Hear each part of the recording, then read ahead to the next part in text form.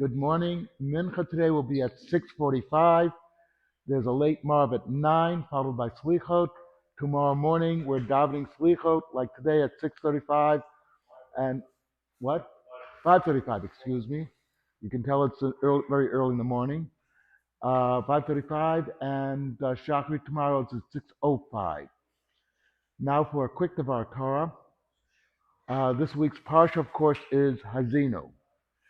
And it's basically Moshe's last speech to the Jewish people. Moshe knows he's not going into Eretz Israel. He knows this. He finally got it through, but he knows that his job doesn't end with his death. His job continues. He knows that as the leader, he has to set up the Jewish people so that when they enter the land, they will be doing the right things.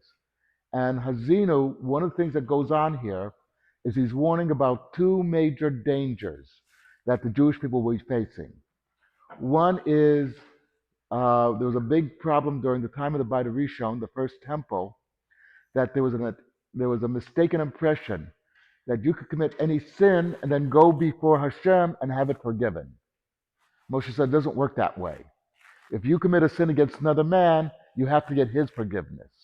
Hashem won't listen to you unless you got mechila from that other person.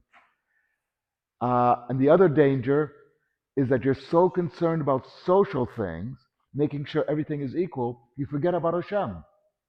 And as we know, there are a number of attempts to worry only about social issues and not bring Hashem into it, not bring God into it. And they all ended up very badly.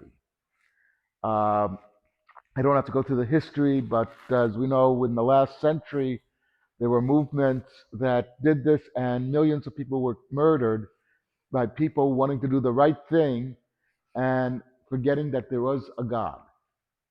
So, what Moshe is warning the Jewish people is you have to walk between this and that.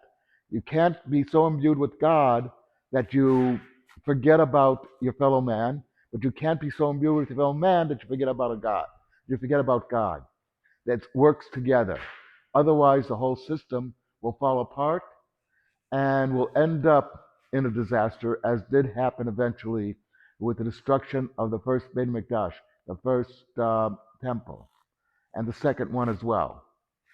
So there's a clear warning to us from Moshe uh, in the Parshat Hazinu, and it's no accident it comes before Rosh Hashanah Yom Kippur, that it comes on Shabbos Tshuva, to remind us what we're actually in shul to do on those days.